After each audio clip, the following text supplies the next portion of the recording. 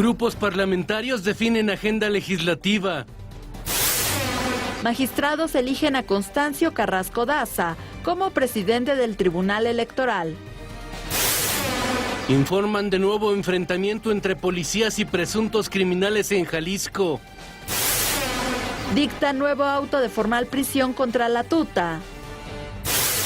Marco Rubio buscará la candidatura republicana a la presidencia en Estados Unidos. Crece la tensión en Yemen. Príncipe de Arabia Saudita murió en bombardeos. Comenzamos con el análisis.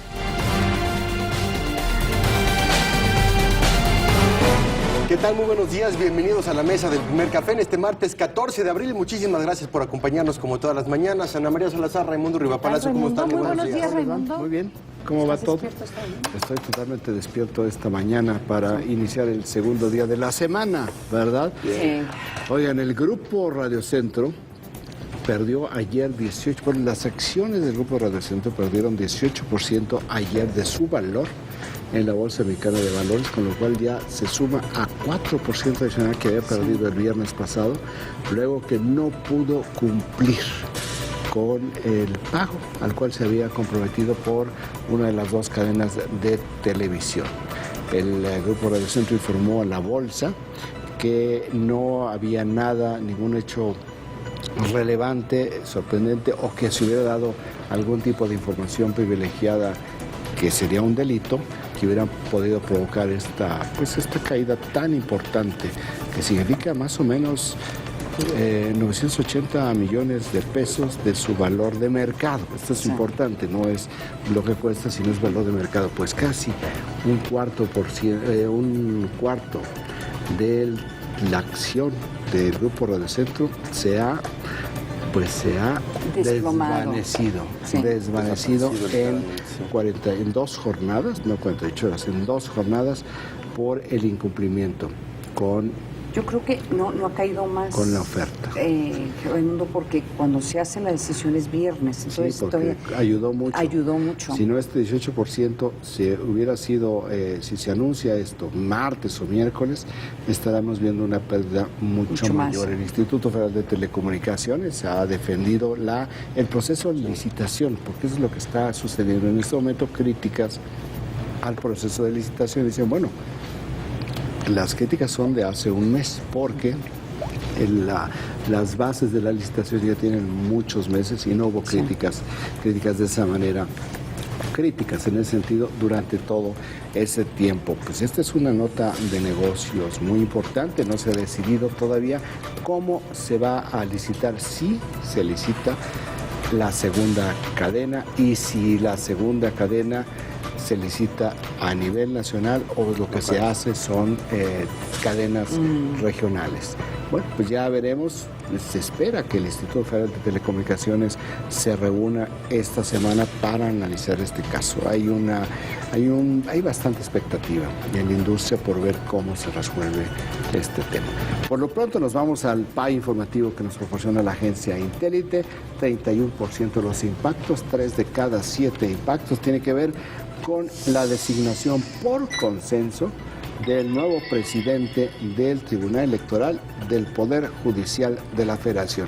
Es un nombre muy largo, es el Tribunal Electoral Constancio Carrasco Daza, que ha sido magistrado del Tribunal Electoral, el anterior TRIFE, como se le llama, desde 2006.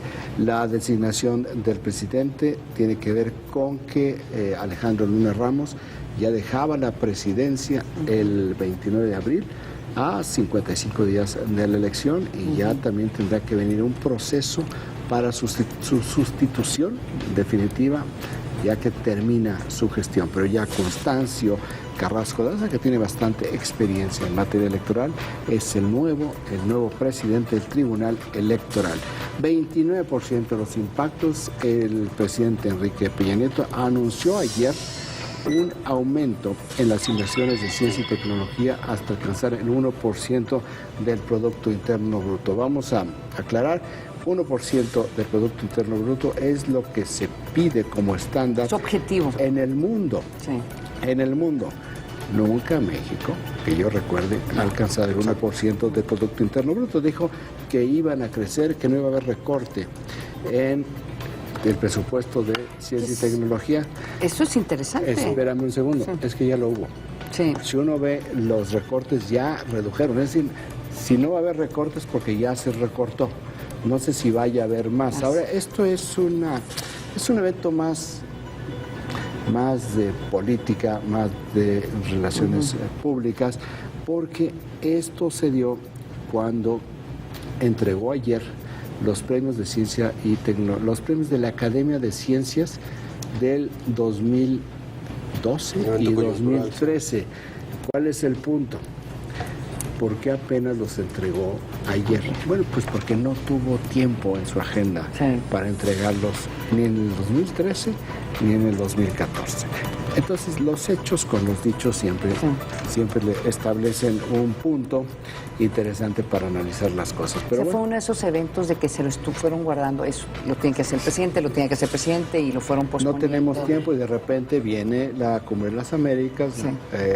Mark Zuckerberg le pregunta directamente sobre este tema. Hablan sobre innovación, hablan sobre ciencia y tecnología.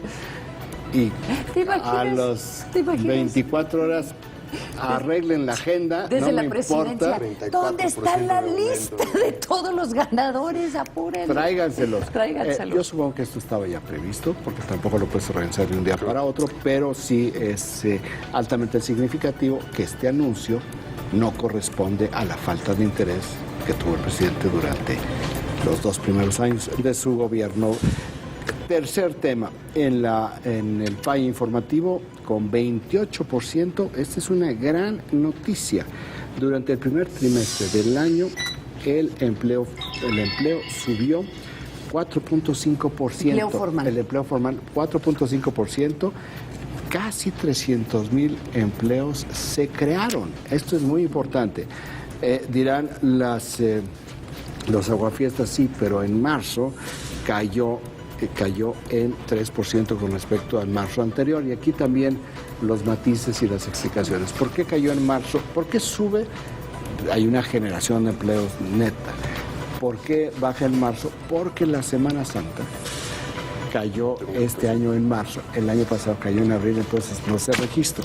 Ya veremos que el dato de abril va a ser más positivo este año frente a lo que fue el año pasado. Pero vamos, sí los factores, este tipo de factores que a veces la gente se burla de ellos, sí cuentan, las vacaciones, cuando se te juntan Semana Santa con vacaciones escolares, eso puede ser tóxico para una economía porque se van 3 semanas sin actividad económica. Y de hecho ya están surgiendo propuestas de que reconsideren la Semana Santa. Pues no solamente Semana Santa, no, pero los fines de semana largos, los puentes largos. Claro, hay una iniciativa para que ya se elimine, ¿no? Sí, especialmente mayo. Es que mayo, lo que es abril y mayo, sí se vuelve un tema de que hay demasiados feriados. No, pues es que se pueden planear vacaciones desde diciembre. O sea, vienen los puentes. Vamos a ver cuánto quede. Mira, este puente es lunes y luego cae en martes, ¿no? 1 de mayo cae en martes, no, perfecto. 4 días. 4 días, más 5 porque te tomas el viernes, ¿verdad? Bueno,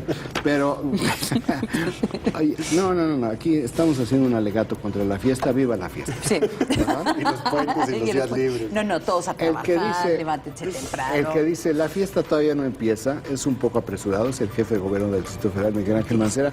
8% de los impactos, dice en una conferencia de prensa el jefe de gobierno del Distrito Federal, es demasiado pronto para que digan que voy a la candidatura presidencial del 2018. Esto hay que agradecérselo al talentosísimo presidente del PRD, que de la nada lo metió en una discusión. Lo balconeó, sí.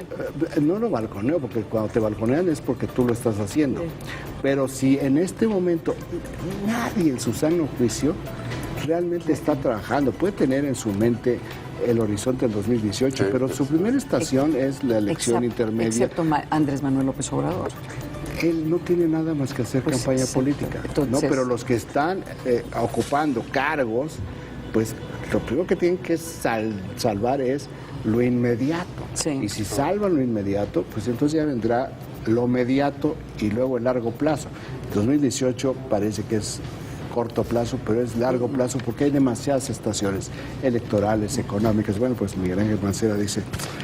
espérense un ratito, ¿no? Que no me ayude el presidente del PRD porque me metió en una discusión que no es mi tema. Sí. Ya Andrés Manuel López Obrador inmediatamente dijo, pues Mancera tiene derecho de irse con cualquier partido, incluso con este lleno de corruptos. Se enojó el presidente del PRD y hoy le va a responder Carlos Navarrete. Eso es lo que dijo Andrés Manuel López Obrador. Es meter a Mancera también, a Miguel Ángel Mancera, en una situación muy incómoda, porque entonces la óptica con que se va a ver las elecciones del DF es Andrés Manuel contra Miguel Ángel Mancera, y si le va mal al PRD en el DF van a decir, pues ya vemos muy qué talentoso, tipo de muy talentoso como siempre Carlos Navarrete con estas grandes declaraciones estratégicas. Y que no dijo, es demasiado pronto, ¿no? También por otra parte. Que eso es importante. ¿No? Sí. Bueno, en la primera oportunidad que ha tenido para pronunciarse al respecto. Por supuesto. Pero tiene que decir, claro, sí, pero lo digo. Correcto, pero claro. ¿Qué necesidad de llevarlos entonces, a esta esto situación? Que esté tomando un 8% el PAI informativo también te dice algo, ¿no? O sea, que cada vez que... Estamos en la calentura presidencial. Sí. 4% de los impactos.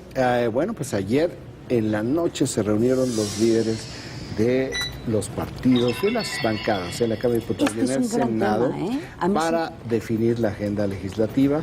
Han definido ya algunos de los temas que van a salir, como el Sistema Nacional Anticorrupción.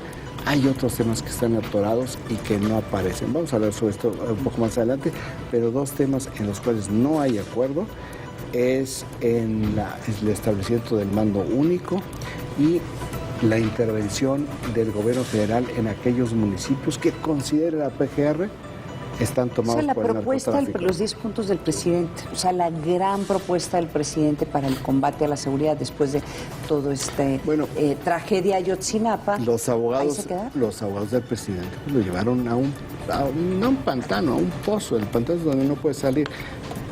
El tema de la intervención en los municipios, pues es un atentado al municipio libre, va contra la Constitución, contra el federalismo. Se ha hecho en la práctica, se ha hecho en la práctica cuando cuando se ve que los órganos de seguridad, por ejemplo, junto con los órganos políticos están infiltrados por el narcotráfico, ha llegado el ejército o la Policía Federal a tomar el control, ¿verdad?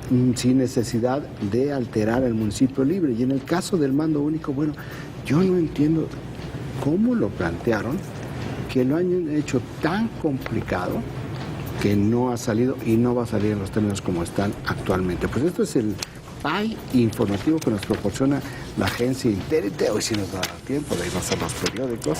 Oye, ¿sabes qué?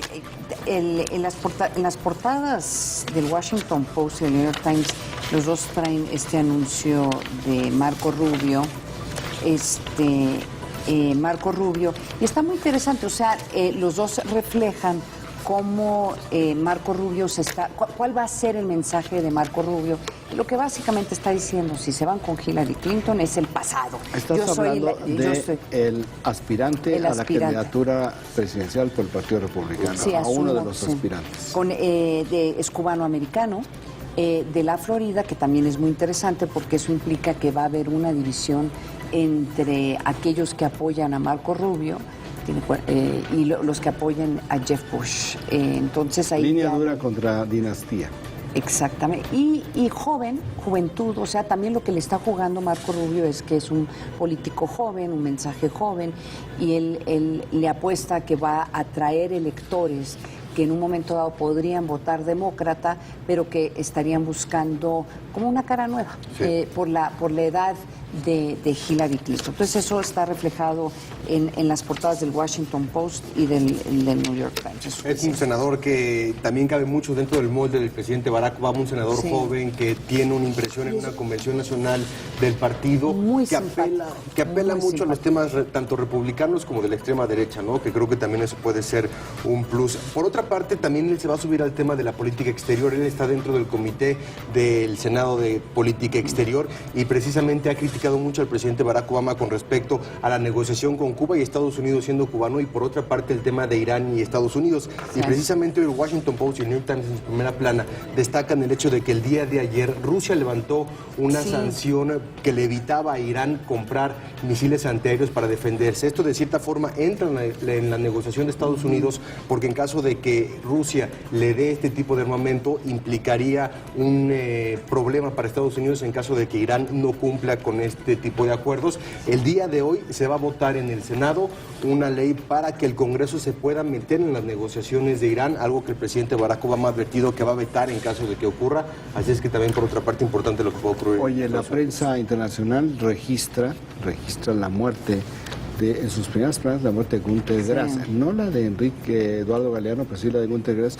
Y yo quisiera destacar la primera plana del periódico Die Welt, que es el periódico El Mundo, es la traducción Die Welt de Alemania, uno de los 3 grandes periódicos de Alemania, donde trae esta fotografía, este enfoque de la fotografía de Günter Grass, que es maravilloso. Yo no sé si se pueda apreciar esta fotografía. Mira nada más, es una hermosísima fotografía, está en la parte superior de la portada de Die Welt, el periódico alemán. Quiero resaltar la portada de Milenio, está buenísima la portada. Dice... La propuesta habla sobre la propuesta del PRD, dice Wi-Fi, bicis y mota, oferta de PRD a jóvenes. Su propuesta pretende atraer a 4 millones de primeros electores. Yo creo que ni el PRD se le hubiera ocurrido ese lema, porque yo creo que si usan ese lema en uno de sus spots, Wi-Fi, bicis y mota, eso es lo que le ofrecemos, yo creo que salen a votar por el PRD. Yo creo que tiene un problema muy serio con una parte del electorado, Sí. O sea, porque lo que está... Vamos, no es un asunto del PRD, es un asunto de este titular. Yo creo que es muy ligera la manera como lo plantean, porque imagínate, tú vas a votar, tú que tienes un hijo de 15 años, vas a salir a votar por un partido que le va a dar droga a tu hijo, quién sabe. Pero si tú eres 18, 19, 20 años y te están diciendo que van a y Wi-Fi y bicicletas y pues despenalizar la mota, yo creo que muchos ese podría ser... Sexo, mentiras y videotape. Más o menos. ¿Verdad? Más o menos. 7 de la mañana con 20 minutos. Eso es lo que tiene el día de hoy el PAI de la agencia Intélite y las primeras planas nacionales e internacionales. Vamos a un corte, no se vaya, regresamos con más información aquí a la mesa del primer café.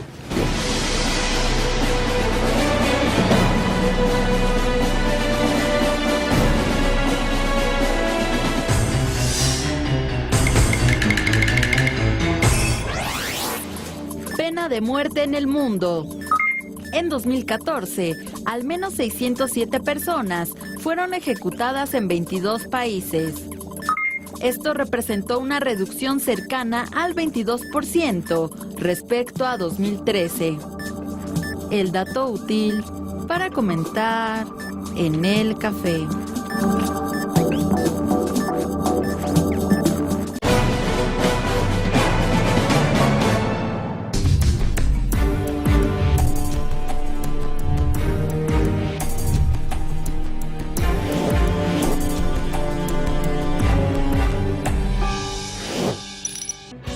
Quedó definida la agenda legislativa que se abordará en el Congreso de la Unión antes de que concluya el actual periodo ordinario de sesiones el próximo 30 de abril. Anoche, las 3 principales fuerzas políticas de la Cámara de Diputados y Senadores acordaron los temas que deberán ser aprobados en ambos recintos, entre ellos el paquete anticorrupción y de transparencia, así como una legislación para combatir el robo de hidrocarburos y la reforma política para el Distrito Federal, además de la Ley Federal del Trabajo en el tema de salarios mínimos, la Ley de Obras y la Ley de Desaparición Forzada. Para empezar este martes en San Lázaro, se dará turno inmediato a la Comisión de Defensa la minuta que reforma la Ley de Armas de Fuego y Explosivos, que permite a agentes extranjeros portar armas en territorio nacional.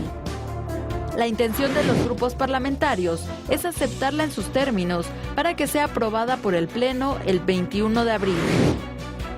Por otro lado, se espera que el próximo jueves el Pleno del Senado esté votando la minuta anticorrupción. En el caso de la legislación contra el robo de hidrocarburos, el Senado aceptó procesar la minuta que le envió la Cámara Baja. También se acordó que sea a diputados la Cámara de Origen de una nueva ley de ahorro y crédito popular que busca evitar casos como los de FICREA. Los legisladores apuntaron que esta podría dictaminarse a más tardar el 21 de abril. Regresamos con nuestros analistas a la mesa de El Primer Café. Decir que esto es un fracaso político, ¿para quién? Yo creo que para el presidente. O sea, hay varios... el hecho de que no se pudo aprobar, por lo menos aquella legislación que era prioridad para el presidente en temas de seguridad, a mí me parece que es un fracaso. Bueno, y precisamente para platicar más acerca de la agenda legislativa que en los próximos días se va a desarrollar en el Congreso de la Unión, tenemos en la línea telefónica a Héctor Gutiérrez de la Garza, vocero del PRI en la Cámara de Diputados. ¿Qué tal, diputado? Muy buenos días, muchas gracias por tomar la llamada. Bienvenido a la mesa del Primer Café. Muy buenos días, Juan Pablo. Con el gusto de saludarte tanto a ti, Ana María y a Raimundo. Un saludo por ahí. Buenos días. Buenos días. En primera instancia, ¿cuál es la prioridad en el sentido general de la Cámara con respecto a la legislación? Y por otra parte, ¿cuáles son las prioridades del partido para el tema legislativo para este periodo? Mira, en primera instancia, estamos hablando de una agenda para las próximas 8 sesiones, cuando mucho. Y sobre eso tenemos que hablar de realidades. Y en ese escenario, lo primero fue ponernos de acuerdo para no jugar al ping-pong entre Cámara de Diputados y Cámara de Senadores. Hay un compromiso de luchar a favor de la transparencia y en contra de la corrupción de ambas cámaras.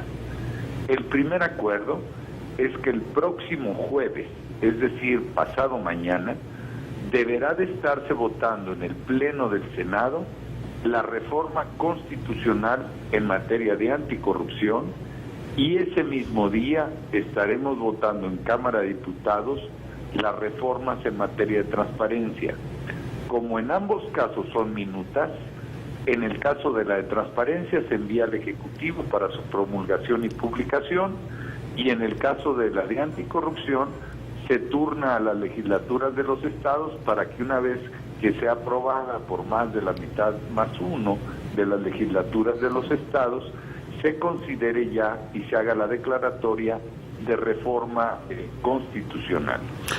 De igual modo, dentro de este ejercicio que realizamos el día de ayer, y que fue altamente productivo, es que ya hay acuerdos del Grupo Plural de Trabajo que se integra desde la permanente anterior para que hoy mismo recibamos en Cámara de Diputados las reformas a la Ley de Ahorro y Crédito Popular, que busca a su vez, mediante disposiciones transitorias, solucionar el caso de los defraudados de FICREA. El día de hoy se estará recibiendo en Cámara de Diputados para que estemos votando esta reforma entre el jueves 16 o el martes 21. De ahí se turnaría al Senado para que se cierre el círculo antes del 30 de abril. Por otro lado, tenemos una reforma constitucional, es en Cámara de Diputados, que es una minuta que viene del Senado para tener una legislación única en materia de justicia para adolescentes ligado al tema del sistema de justicia oral, y hicimos ya el compromiso que se aprueba también en sus términos esta reforma constitucional y estará siendo votada en Cámara de Diputados el próximo martes 21 de abril para así ser turnada a las legislaturas locales.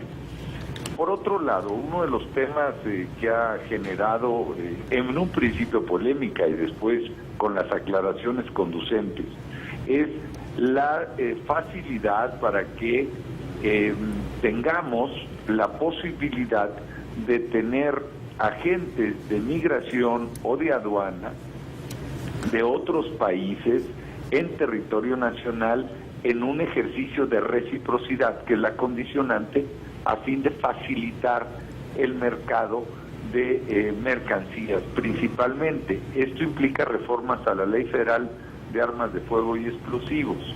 Ya recibimos la minuta del Senado de la República.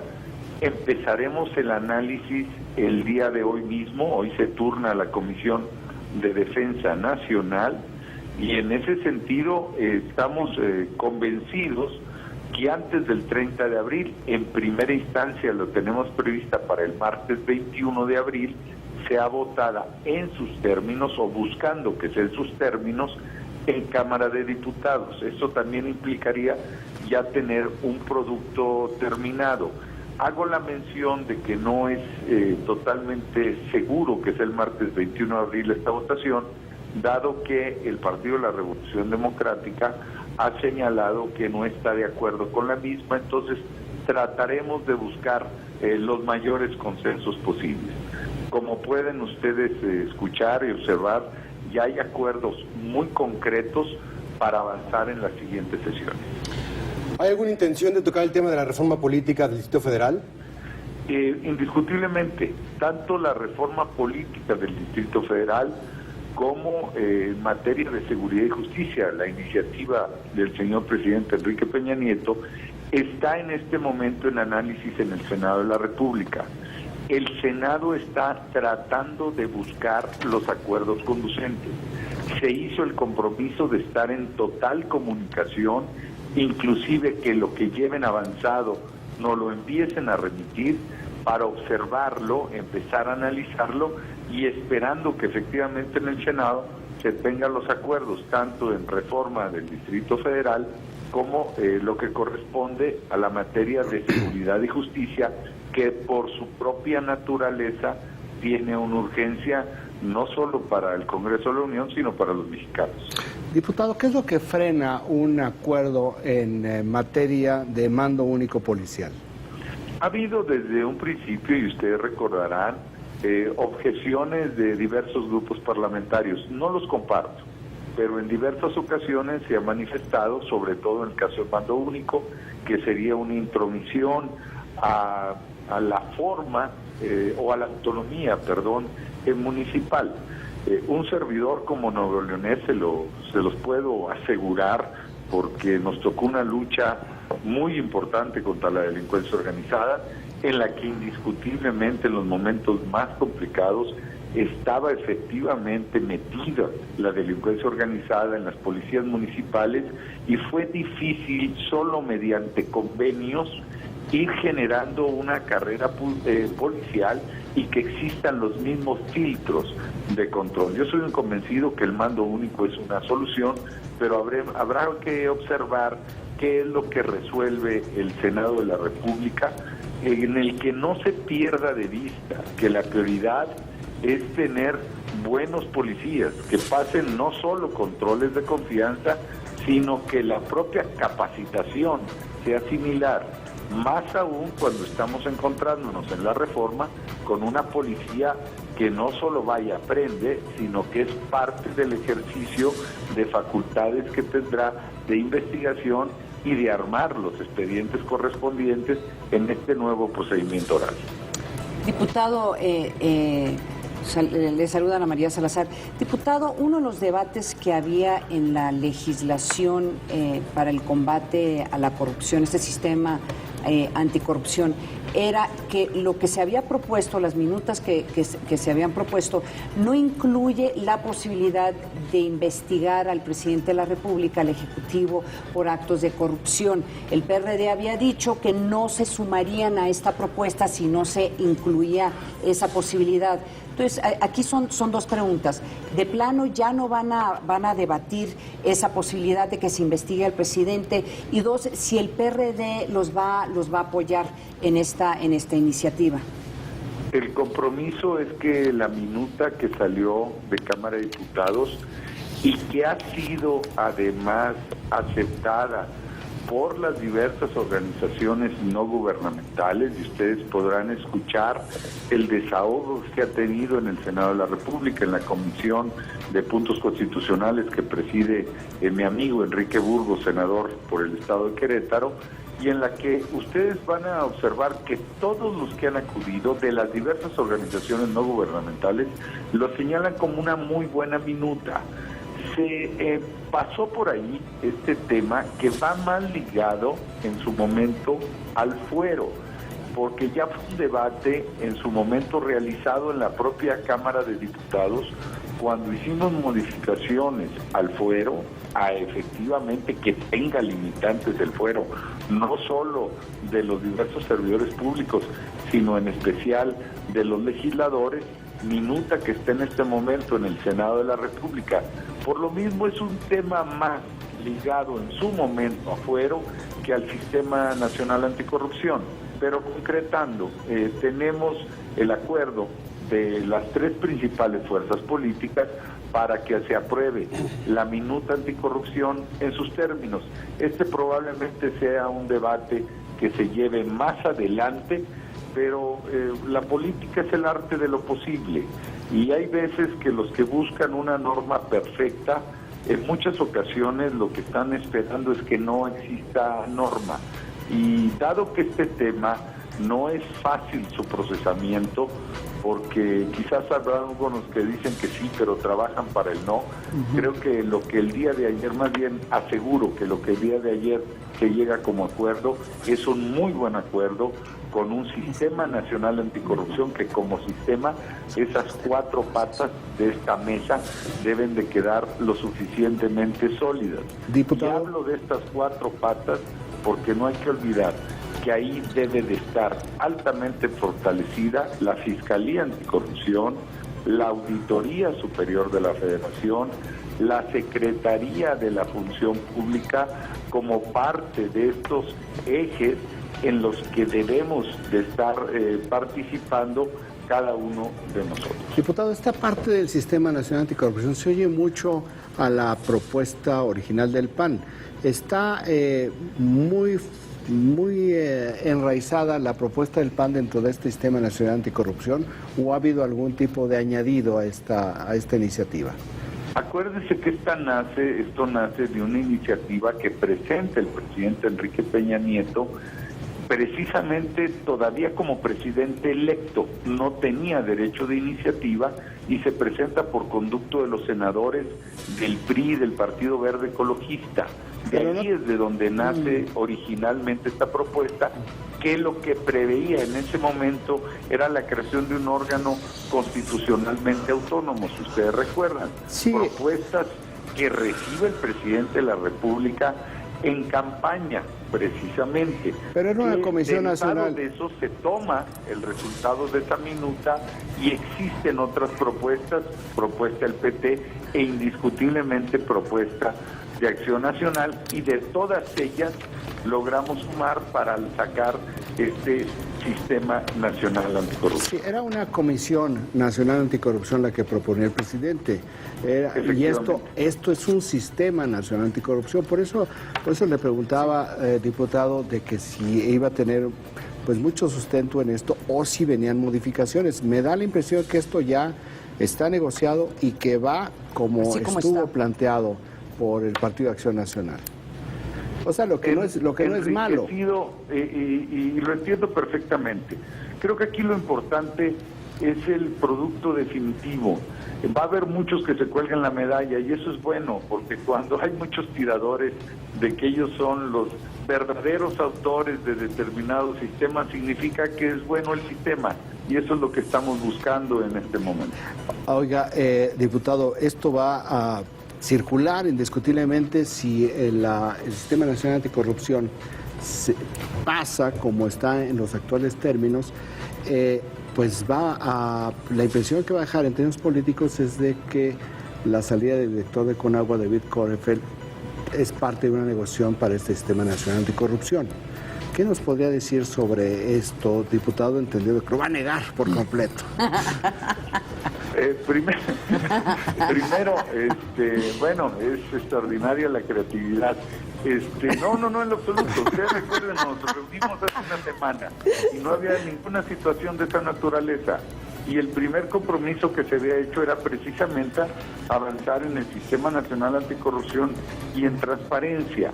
Todavía no se tenían fechas precisas, ahora sí se tienen fechas precisas y ya no está atado este sistema anticorrupción y la ley de transparencia a ninguna otra reforma, que creo que eso es lo importante. Ya quedó aparte la negociación que tienen en el Senado de la República, tanto con relación a la reforma del Distrito Federal como a mando único, iniciativa del señor presidente Enrique Peña Nieto. Diputado, tratando de entender de lo que acordaron, ¿cuáles eran prioridades del presidente? ¿O cuáles de esas propuestas que eran prioridades del presidente siguen vigentes? Y le hago esa pregunta porque por lo menos de los 10 puntos que propuso el presidente Enrique Peña Nieto, creo que en octubre del año pasado, parecería que ninguno va a ser, de los que requerían un cambio legislativo, parece que ninguno de esos va a sobrevivir o por lo menos no van a ser prioridad según lo que acordaron. Entonces yo le pregunto, o sea, a mí me da la impresión que las prioridades del presidente se hicieron para un lado. En lo absoluto, Ana María. La Ley Federal de Armas de Fuego y Explosivos es una iniciativa del señor presidente Enrique Peña Nieto. De igual modo, hay el acuerdo para avanzar en una iniciativa que se envió de parte del presidente de la República para regular Fonacot, que es minuta que se tiene en el Senado de la República, que hay la intención de que salga antes del 30 de abril. De esta no habíamos hecho mención, porque no son de las que se han escuchado de mayor manera. Recuerden que hubo una iniciativa para darle mayor transparencia a las licitaciones en materia de obra pública. La minuta está en el Senado de la República en este momento y ayer hubo el compromiso de estudiarla y de analizarla. Más sin embargo, y también debo hacer la acotación, no hay todavía el acuerdo que fuese aprobado en sus términos. Por lo mismo no me quiero adelantar a ello. En el evento de que hubiese alguna modificación en esta reforma en materia de obras públicas, quedamos de verla antes para analizar si es posible procesarla antes del 30 de abril. En lo personal, la verdad es que para nosotros sería muy importante. Y estas minutas de las que te he hecho mención, todas son iniciativas directas del presidente Enrique Peña Nieto. La única que todavía sigue a debate es la iniciativa sobre el mando único. El debate o la reforma al sistema de aguas se está desechado por completo en este momento. Esa es de Cámara de Origen, Cámara de Diputados, sí. Y como tienen ustedes conocimiento, se sigue realizando diversas audiencias, no foros, porque se estableció que fueran audiencias de aquellos que sentían que tienen algunas observaciones sobre el dictamen procesado en la misma Cámara de Diputados. Por lo mismo, y así lo habíamos señalado con antelación, que esta propuesta no iba a analizarse antes del 30 de abril. Pero eso ya se había señalado con la debida antelación. Diputado Héctor Gutiérrez de la Garza, vocero del PRI en la Cámara de Diputados, le agradecemos muchísimo que nos haya tomado la llamada, que haya estado con nosotros esta mañana aquí en la mesa del Primer Café, y estamos al pendiente, por supuesto, de la agenda legislativa. Muchas gracias, diputado. Gracias a ustedes por la oportunidad de saludarlos. El mejor día. Buen día. Buen día, diputado. Vamos a un corte, regresamos con más a la mesa del Primer Café.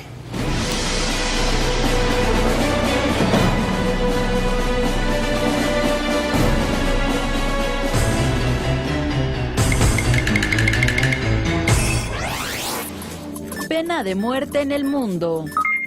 En 2014, al menos 112 personas condenadas a muerte fueron exoneradas en 9 países. A finales del año pasado, había al menos 19.094 personas condenadas a muerte.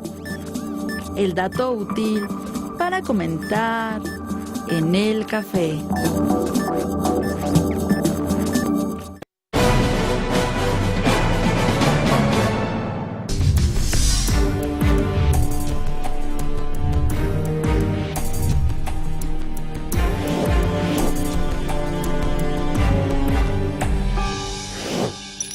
El Consejo Coordinador Empresarial de Morelos organiza un debate entre los candidatos a la presidencia municipal de Cuernavaca, al que no está invitado el contendiente del Partido Socialdemócrata, Cuauhtémoc Blanco. El presidente del organismo en la entidad, Juan Carlos Rivera Palau, explicó que no fue convocado el jugador de fútbol debido a que no es un candidato de interés para este sector. Señaló que como se trata de un evento de empresarios, el organismo se encuentra en libertad de invitar a quien así lo desee. Al evento programado el próximo 23 de abril, solo fueron llamados los candidatos del PRD, Jorge Meseguer Guillén, del PAN Luis Miguel Ramírez Romero, del PRI Marisela Velázquez Sánchez y de Morena Raúl Iragorri Montoya. La reunión entre empresarios y los aspirantes a la alcaldía de la capital morelense se realizará en las oficinas del Consejo Coordinador Empresarial de la entidad 3 días después del inicio de las campañas locales en el estado. Algunos de los cuestionamientos que los empresarios realizarán a los candidatos estarán relacionados a temas como transparencia, infraestructura, finanzas, seguridad y desarrollo urbano. A través de su cuenta de Twitter, el organismo empresarial pregunta a la ciudadanía qué le gustaría saber sobre las campañas y los proyectos de los aspirantes que contenderán a la alcaldía de Cuernavaca el próximo 7 de junio. Regresamos con nuestros analistas a la mesa de El Primer Café. Se equivocaron, ¿eh? Imagínate en el debate podía haber hecho. No, o sea, yo sí lo hubiera invitado. Porque más allá de que ellos consideren que no es un candidato serio o no, pues hay que escucharlo y seguramente mientras más hable van a convencerse muchos electores, particularmente la comunidad empresarial, de que no hay que votar por él. Ese es un poco el sentimiento. Así tenemos un programa muy de fondo, sí, muy serio, y que sí tendría que ser abordado por los órganos electorales. Sí. ¿Tiene derecho el Consejo Coordinador Empresarial de Morelos a hacer este tipo de acciones? Pues sí, sí tiene derecho. ¿Qué es? ¿En dónde sí deberíamos de ver una intervención de los órganos electorales? Sí. En esto, en esto, porque lo que está sucediendo es que se está violando el derecho a la equidad. El no intervenir el órgano electoral está silencioso, tanto en Morelos como el federal. Me parece que estos consejeros electorales tan prontos a censurar prensa, a intervenir en cosas que no son de su competencia, en rebasar por completo lo que debe ser su atribución, que es organizar y administrar elecciones y buscar la equidad, pues precisamente su mandato original está siendo vulnerado por un órgano privado, da igual que sea el Consejo Coordinador Empresarial o que sea una universidad de otra, o un grupo simplemente de interés que organiza un debate. Y aquí es donde sí debe de intervenir, porque lo que está haciendo el Consejo Coordinador Empresarial de Morelos es definir el Consejo. ¿Qué es lo que realmente necesita escuchar el electorado en Cuernavaca? No en Cuernavaca, sino el electorado que está dentro del Consejo Empresarial. O sea, sí, pero estamos hablando, digamos, es el microcosmos. Sí. Entonces, es un órgano que no es del Estado, que organiza un debate y que está definiendo quién es un candidato legítimo y quién no lo es. Sí, por eso viola la regla de equidad y de balance. Y por eso lo deberían de haber inventado, porque los debates formales que va a organizar el INE o las autoridades electorales locales, sabemos cómo van a ser esos debates. No van a ser debates, o sea, esa es la realidad. Entonces, el que el Consejo o alguna de las cámaras esté organizando debates, a mí me parece maravilloso. Es que estás confundiendo formato con procedimiento de equidad. No, pero lo que sí me preocupa es que aún en estas situaciones el INE tenga injerencia. O sea, debería de haber mecanismos en que se pudiera llevar a cabo debates. ¿Entonces tú crees que el INE no debe tener injerencia? Yo creo que es un regulador. Sí, es un regulador. Y aquí lo que se está violentando la regla de equidad, y que todos los candidatos, no importa cómo te llames, de dónde vienes, tienes que estar incorporado en un debate que se establece. Por eso los debates a nivel federal o los que organizan instituciones electorales, tienen que estar todos los candidatos. Pero esos son los que organiza el INE, ¿sí? Pero yo sí creo que debería de haber mecanismos en donde se pudiera llevar a cabo debates, tal vez no están públicos, pero debates en donde tienes a 2 o 3 candidatos. O sea, a mí sí creo que... ¿Puedes excluir a candidatos tú como organismo? Es que se me hace un error pero que hayan excluido. Pero tú estás favoreciendo la exclusión de un candidato. No, estoy diciendo... No. Lo que estoy diciendo es que él debería de haber... Creo que fue un error que no incluyeran a Cuauhtémoc. Pero no estoy de acuerdo en que el INE tenga que regular hasta estos debates. No deben estar regulados los debates, inclusive. No, o sea, si yo en mi barrio quiero hacer un debate con 2 de los... Que estuvieras obligado a invitar a todos entonces, que estuviera...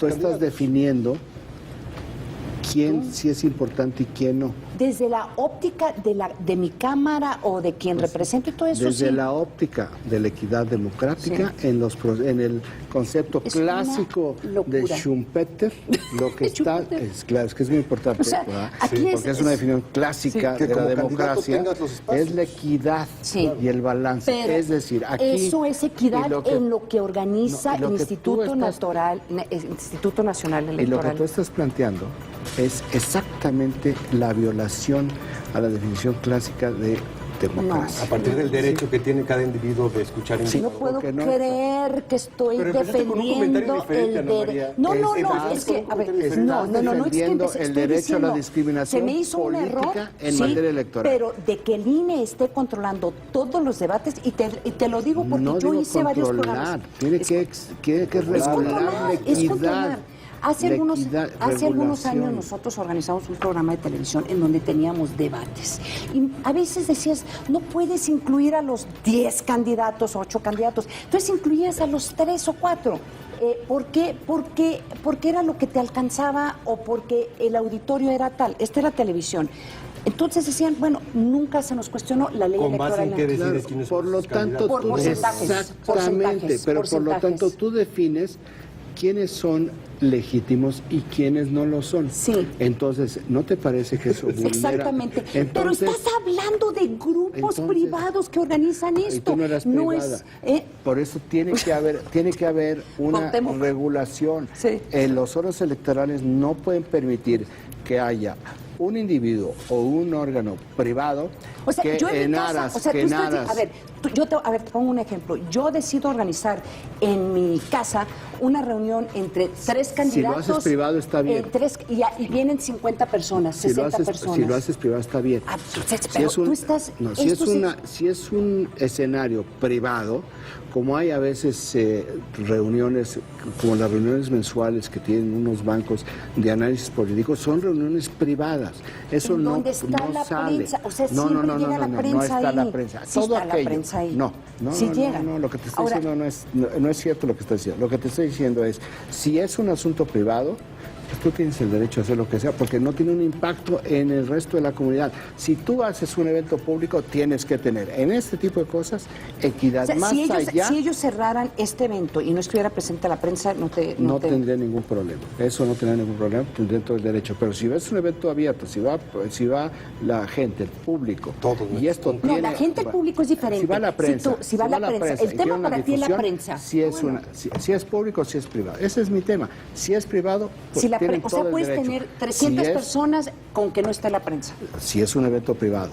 Pues si estoy diciendo, ¿cuál sale? es la diferencia entre...? Vas a escuchar posicionamientos económicos y empresariales en ese debate específico. Hay otros que vas a escuchar posicionamientos de seguridad y otros temas. Y dices, esto no es para consumo público. Perfecto. Que no entre la prensa. Muy bien. Que no se difunda públicamente. Perfecto. Pues ya lo difundieron con el solo anunciar que no va a ir Cuauhtémoc. Por eso estoy criticando.